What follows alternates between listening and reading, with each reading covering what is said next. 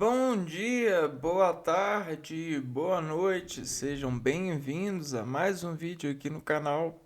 Eu me chamo Abner e no vídeo de hoje a gente vai continuar a, a buscar um pouco de conhecimento sobre a história do Brasil, né? É, carrega esse título, né? A história do Brasil. Mas, querendo ou não, é um grosso modo, né? É utilizar essa definição, a história do Brasil, né? O que um país é, se não é, o, a capacidade do seu povo, né? E aí o que acontece? Acontece que a capacidade do seu povo fazer a história, né, ou seja, fazer suas atividades, né, de sobreviver frente a esse veículo em comum, ou seja, essa terra, né, que é definida por é, geografia e concessões identitárias perante a imposição dos seres que redimensionam ser para os outros. E aí, né, antes de o Brasil ser algo, né, sobre essa dimensão de precisar ser para que um outro soubesse do Brasil, ele era um território e povoado, né? Povoado por povos nativos. A gente já falou isso já no outro vídeo, o vídeo que fala do período pré-cambriano, cambrialino, né? Aí, bom, essa relação dos povos nativos com essa terra tinha os seus percursos de natureza, né? Onde disposicionava-se frente a esse povo a capacidade de se relacionar com a natureza e vice-versa. A natureza que se diz é, viva também, né? Os animais, as plantas, toda essa biodiversidade. E os povos nativos, eles tinham as suas predileções, né? As suas sabedorias. Porém, a chegada dos europeus trouxe novos desafios para viver, porque o desejo de possessão dessas terras tomou os europeus sobre as indexações de agricultura, né? Todo o aprofundamento que as terras continham por serem cuidadas dos nativos foram sendo interrogadas e desafirmadas pelos povos europeus. A interrogação é aquele sistema de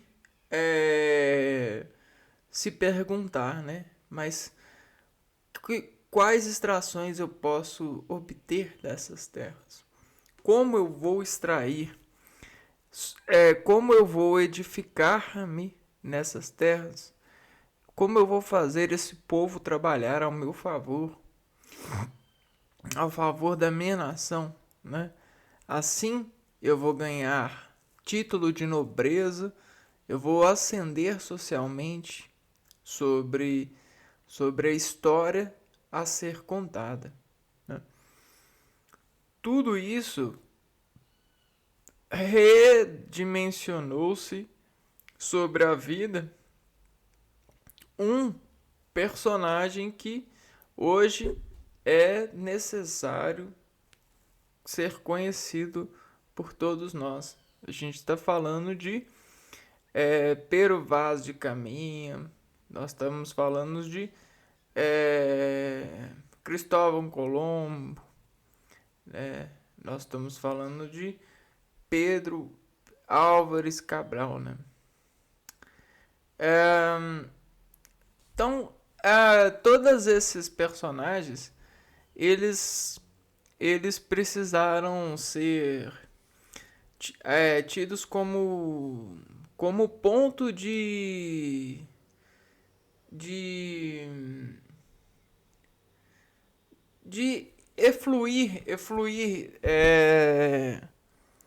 essa dessa história um personagem, um agente da ativa, né? Só que por que a gente coloca um agente da ativa sobre um quantitativo demasiado de agentes da passiva que na verdade são bem mais ativos do que esse agente da ativa, né? Porque sobre a administração das relevâncias, principalmente de pontos históricos, a academia ela considera-se melhor selecionar um que desenvolve-se desse a relação lógica de expoente. Então esse ele é a porta para a imaginação de coerência sobre essa estratificação de saber, porque nem todos querem ou precisam saber de modo aprofundado de algo que já aconteceu.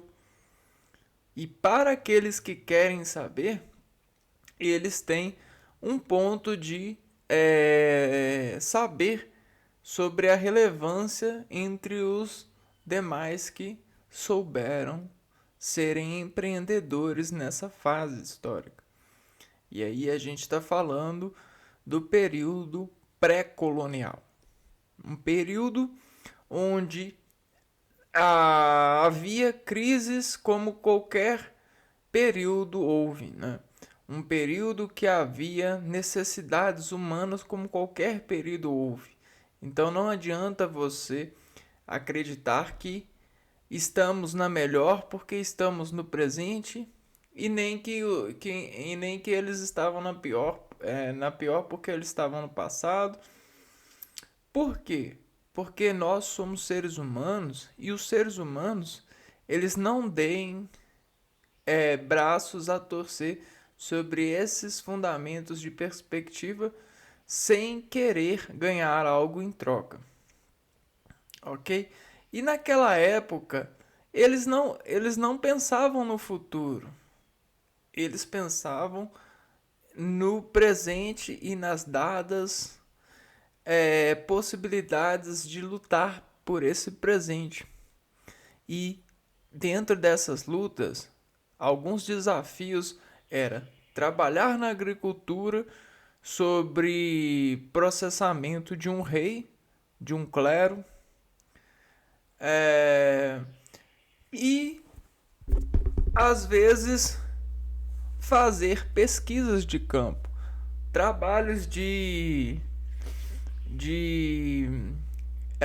comercialização com os habitantes próximos. Só que essa proximidade, com o avanço das tecnologias marítmicas, foi ficando cada vez menor. É como se a gente conseguisse um motor. E aí nesse motor, ele trouxesse para a realidade daquele povo naquela época, a gente está falando de 1400, 1450, a visão, o lado visionário da conquista tecnológica, né? Uma vez que o crescimento do sentido da comercialização fez com que muitos agricultores começassem a trabalhar sobre segundos planos nas tecnologias. E isso foi sendo desenvolvido e aperfeiçoado como um hit, como algo que hoje em dia é informado, né? Você tem uma informação nos dias de hoje que é passado sobre veículos midiáticos muito rápido. E naquela época, soluções também buscavam ser transmitidas de forma rápida, de tal ponto que as pessoas elas conseguiam índices melhores de desenvolvimentos técnicos, né? Por quê? Porque a gente sempre tinha um beneficiado em comum. E esse beneficiado em comum, ele era esse ponto de incentivo sobre os demais observadores. O desejo da melhora de produtos agrícolas, o desejo de entregar melhores produtos, sobre aquisições de melhores trocas, de melhores valores, tudo isso trouxe aquilo que a gente tem hoje como educação. A gente se educa porque a gente tem o desejo de se relacionar com pessoas capacitadas, né? A gente deseja pagar um valor e receber um valor bem semelhante, né? E aí o que nos garante isso é uma certa educação, né? Então a gente tem esses edifícios de história. Quando o europeu chegou a construir esse motor, essa predisposição tecnológica no sentido marítimo, grandes distâncias começou a ficar curtas. O medo começou a ser solucionado, dissolvido, e cada vez mais o desejo de encontrar terras e potenciais comerciantes começou a incentivar grupos de pessoas. Então, grupos de pessoas informadas por esse e desenvolvidas por esse desejo, por essas predileções, que se lançaram ao mar com tecnologias e encontraram o Brasil, né? Se encontraram com os povos nativos do Brasil. E esse encontro foi um ponto de virada na história dos europeus. Esse encontro trouxe muitas perspectivas de infusão de controle, né? É como se o europeu fosse aos poucos, sobre o desejo e a ganância sendo administrada desse conhecimento, se preparando para se apropriar, né, com estratégias de apropriação. A gente vai ver então na história do Brasil, né, nessa história desse continente, desse país, no vídeo de hoje, o período que é chamado pré-colonial. E se a gente for olhar o nome colonial, né? Se a gente pegar o nome colonial aqui, ó, ele tem o seguinte significado: um território que é governado e controlado por outro país ou potência, que tem autoridade sobre os recursos naturais e a população do território colonizado. Então, tem outros significados. Mas é bem isso que aconteceu, né? Então, no período colonial, a gente vai ver algo que é essa tomada, essa fixação do do do povo europeu no Brasil. Agora, como a gente tem esse prefixo, essa palavra assim que significa pré, né? Esse pré justamente vai falar sobre momentos antecedidos da chegada dos europeus e até mesmo da chegada dos europeus e desse reconhecimento dos europeus sobre o povo nativo, né? Povos nativos. Como interrogá-los, né? Como a gente vai pegar essa interrogação e vai afirmar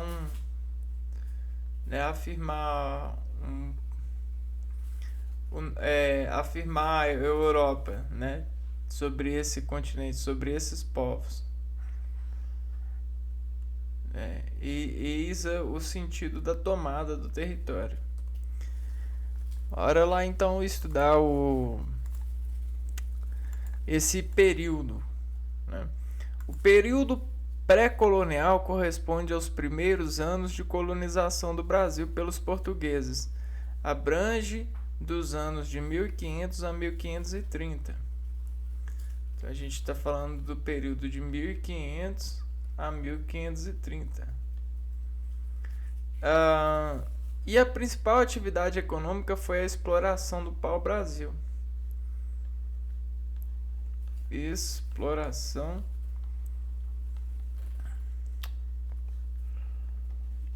do pau-brasil.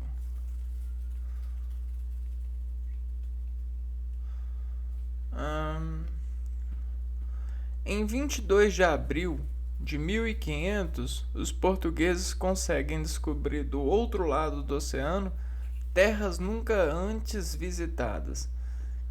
Neste momento, chegou ao território a esquadra de Pedro Álvares Cabral. 22 de abril de 1500. Os portugueses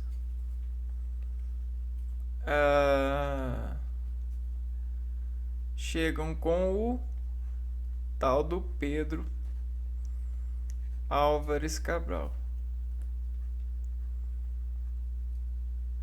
Composta por 10 naus e 3 caravelas com cerca de 1.500 homens, os quais eram chefiados pelos navegadores Bartolomeu Dias, Nicolau Coelho e Duarte Pacheco Pereira. 10 naus e 3 caravelas. 10 naus, 3 caravelas, cerca de 1.500 homens,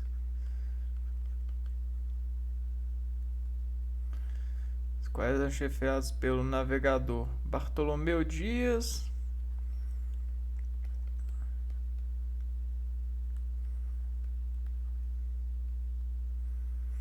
Nicolau Coelho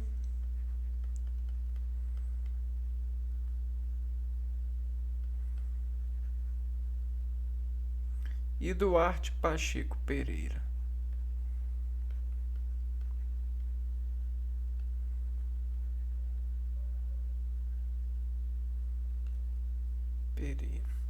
Primeiramente, a principal ideia dos colonizadores era explorar as terras conquistadas com o intuito de enriquecer a metrópole e, sobretudo, encontrar metais preciosos.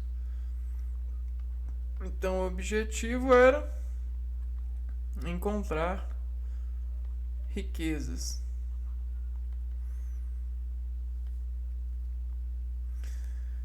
Foi diante desse fato que o processo de colonização do Brasil foi realizado, num sistema de colonialismo denominado de colônia de exploração. Nesse sentido, a exploração das terras descobertas era um objetivo central dos portugueses. Uma coisa que a gente precisa pontuar, né, para nossa imaginação fazer um manifesto de resolução de saber, é o seguinte fato, né? O território, né, sobre a chegada dos europeus e essa questão nativa do território fez com que os europeus vissem um potencial de riqueza muito grande na natureza. Tá? As madeiras eram excelentes. Haviam frutos e haviam povos nativos que conseguiam viver de uma forma supernova, né? Em relação aos europeus. Os europeus,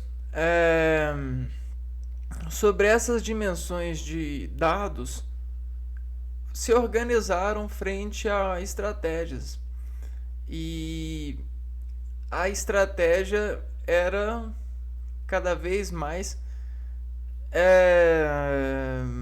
pesquisar esse país, uma vez que havia muito a se conhecer, e desse conhecimento, se eles não instalassem um forte nesse país, outras civilizações, outros continentes, outros países poderiam chegar a esse território e o fazer. Então, é mais uma questão de colocar na balança essa possibilidade para fazer com que o rei, né, acho que é Dom Pedro, mediasse frente a essa possibilidade, o incentivo a pessoas buscarem crescimento e exploração nesse país, né? Então ele já estava fazendo a cabeça nesses 30 anos da população sobre esses acontecimentos, para que ela fosse cada vez mais para o Brasil, né? Então ele queria realmente garantir o Brasil para o seu reino, né? Durante os primeiros 30 anos, desde que chegaram no território brasileiro, eles descobriram o pau-brasil, uma madeira nativa da Mata Atlântica que tinha sucesso no mercado consumidor europeu. Então vamos pegar aqui, ó.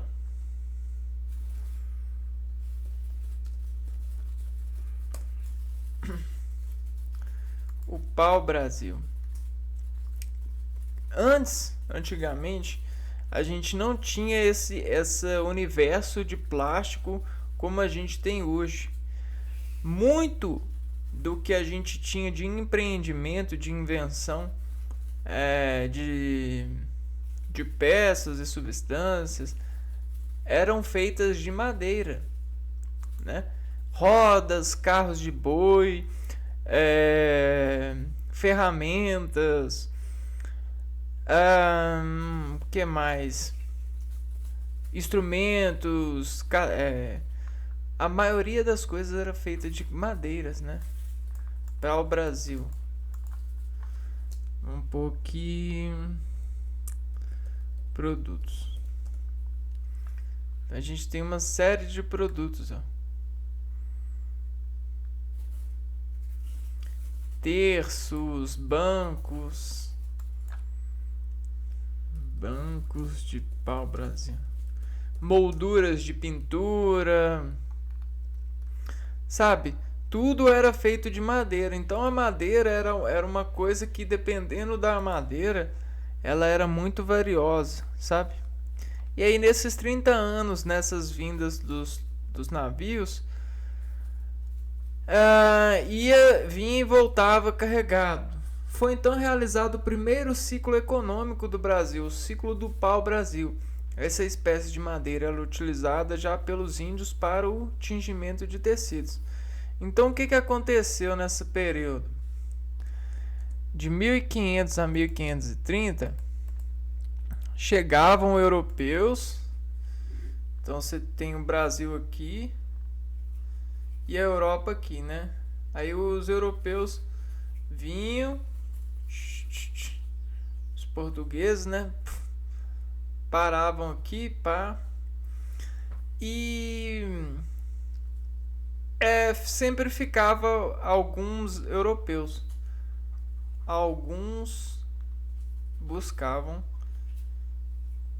estudar o continente e ficar. Nessa de estudar e ficar, foi encontrado o pau-brasil. E esse pau-brasil era muito... tinha muito, né? Muitas madeiras dessa qualidade. E aí essas madeiras, sobre a avaliação dos madeireiros, dos carpinteiros, foi considerada madeira nobre. Opa, então vamos garantir essa madeira nobre para o nosso país. Já vai lá, ó, o rei manda pessoas para ficar aqui extraindo pau-brasil. E aí essa extração do pau-brasil é considerada a primeira economia do país. A extração de pau-brasil. Inicialmente eles tentaram um processo de escambo com os indígenas, ou seja, em troca de madeiras lhe ofereciam espelhos, facas, moedas e diversos objetos. Então, com esse povo nativo, houve o que a gente chama de escambo, que é a troca de substâncias, de itens europeus pelo pau-brasil.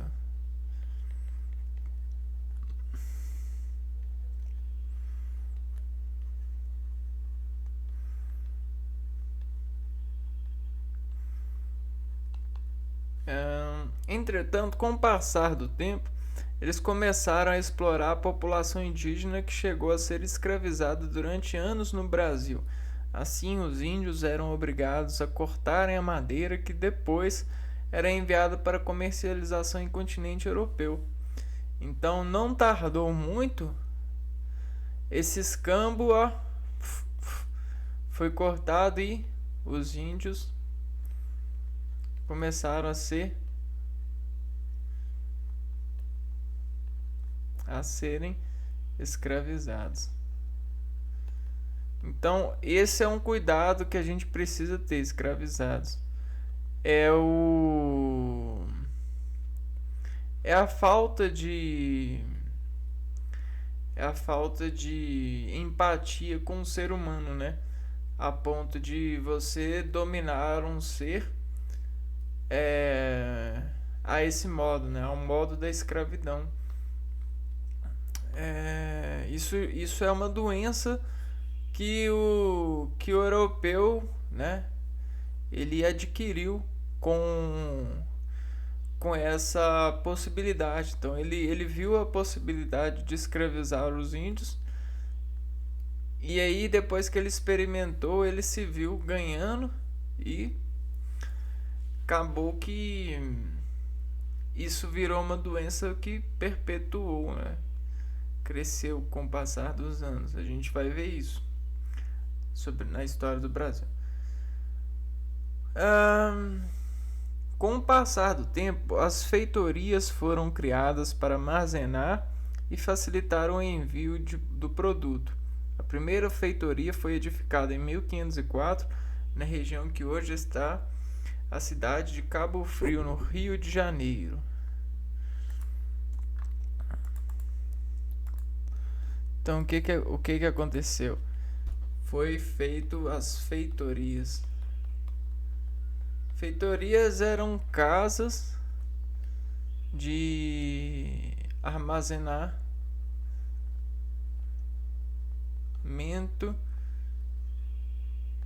de produtos, né, da madeira, como se fossem depósitos. Além de servirem como pontos que marcavam a colonização portuguesa no país, as feitorias eram entrepostos comerciais fortificados e rígidos, próximo ao litoral. Sendo assim, serviam para organizar toda a estrutura comercial. Mercado, armazém, alfândega, etc., ainda eram utilizados para defesa.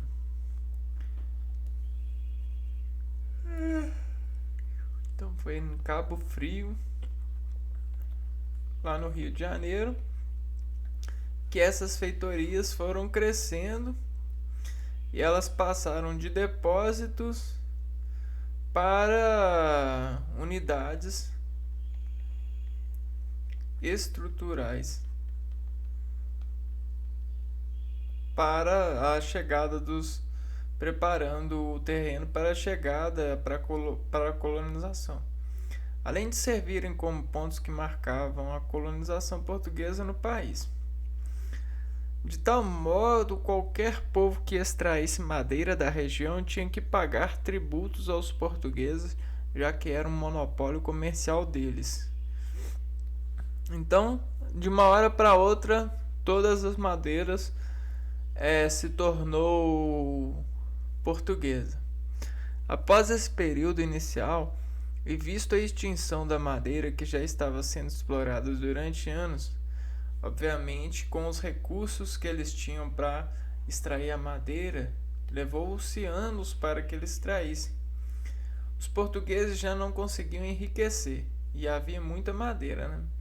Foi nesse contexto que as primeiras mudas de cana-de-açúcar chegaram ao Brasil, em 1530. Era o fim do período pré-colonial e o início do segundo ciclo econômico do país, o ciclo da cana-de-açúcar. Então, em 1530, depois de 30 anos extraindo madeira, começa a chegar a muda de cana. E aí inicia-se uma nova economia no país. Então, do pau-brasil à cana.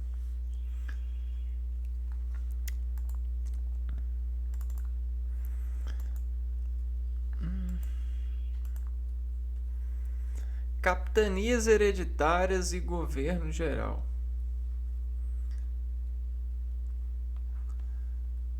Capitanias hereditárias e governo geral.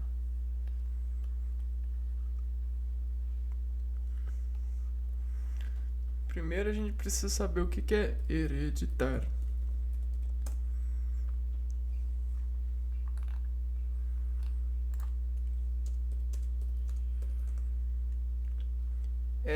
Relativa transmitido por tradição social, moral, etc., aos descendentes. Transmitido aos descendentes. Em 1534, com o intuito de explorar melhor o território, Dom João, Dom João, não é Dom Pedro, não, é Dom João III, propôs a criação do sistema de capitanias hereditárias. Então, capitanias hereditárias foi um sistema, né?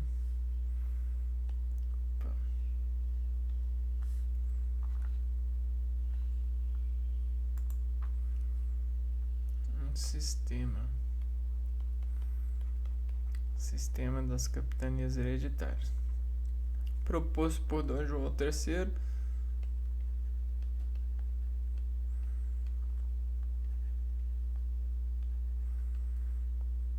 Dom João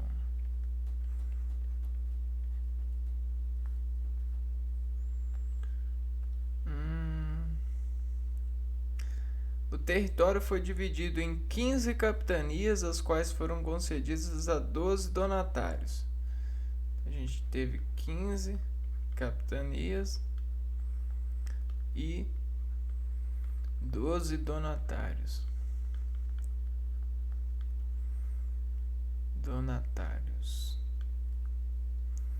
Nobres de confiança. São nobres de confiança. Ou seja, amigos ricos do rei, que ficariam responsáveis por explorar, administrar e povoar as colônias. Então, a responsabilidade era explorar, administrar e povoar.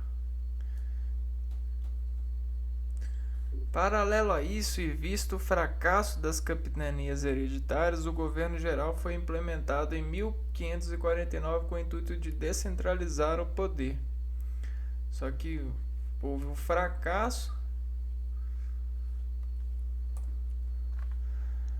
ou seja, o pessoal eles não deram conta dessas capitanias. Em 1549 houve a descentralização do poder. O governo geral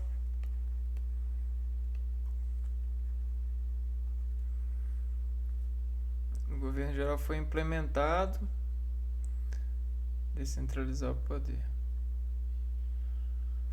Foi implementado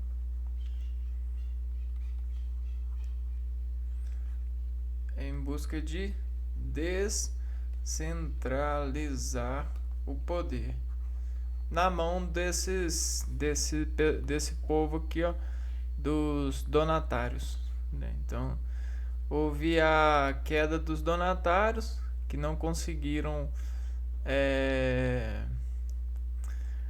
fazer as suas capitanias hereditárias, suas capitanias crescerem com base no que o rei mandou, né? E aí o que aconteceu? Aí o governo geral ele foi implementado em 1549 a fim de eliminar o poder desses donatários.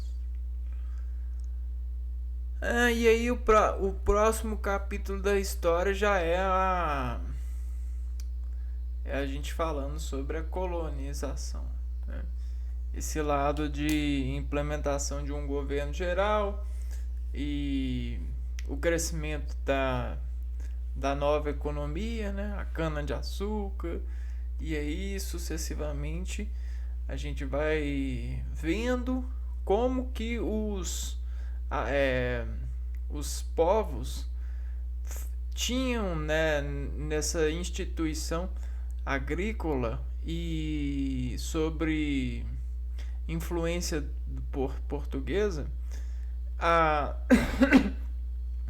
o crescimento e a conversão das possibilidades de sobreviver frente a essas soluções nessa época, né?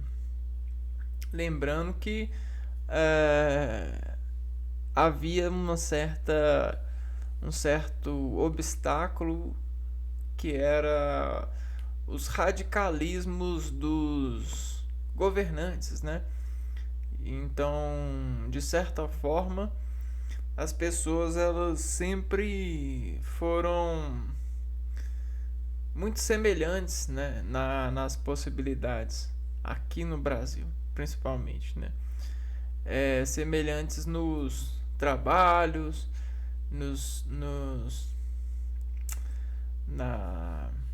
na perspectiva de mundo e de crescimento, né? Salvo os donos de terras nessa época, né? Salvo os ricos que conseguiam ter outras perspectivas, né? Então Ou seja, o pessoal pobre não tinha perspectiva nenhuma, vivia com medo e sem potencial de ascensão qualquer. Pessoal mais rico, eles muitas das vezes, né, ou com oportunidades de ascensão, eles buscavam ciência, resolução de trabalhador, soluções dos trabalhadores, né, dados do trabalhador, para poder garantir o seu status e ascender.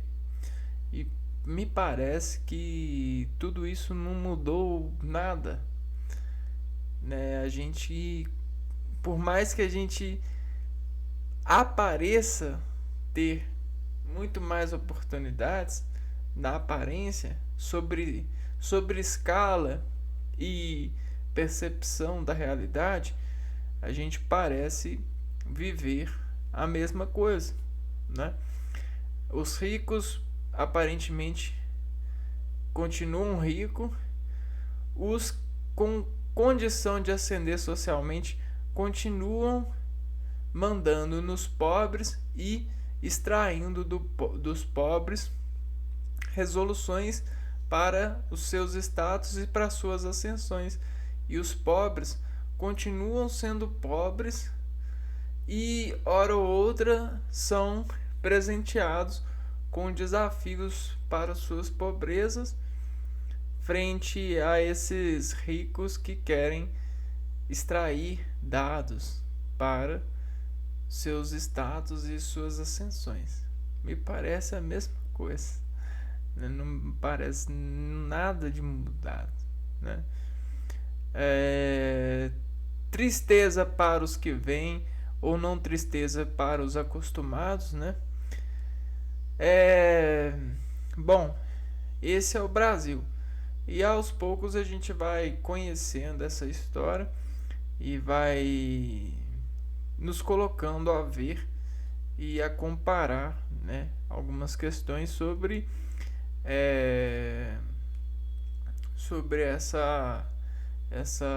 esses cálculos de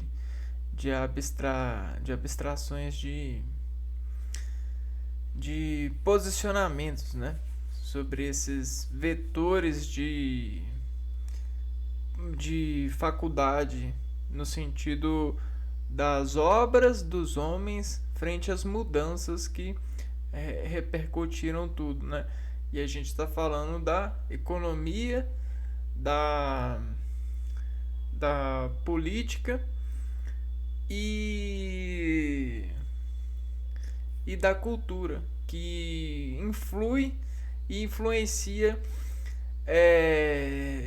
quase que decolocada na mente por história, né? Então a gente tem essa decoroação na mente por história, e aí a gente não consegue ver, não consegue converter isso para um outro modo, né? De certa forma, a gente é meio que colado a isso, não é mesmo? Então, estudando para saber, a gente acaba sabendo um pouco sobre essa demanda que é buscada por nós, né? Esse falso status de liberdade, né? Bom, então vou ficando por aqui e a gente se vê no próximo vídeo. Um abraço para vocês e fui!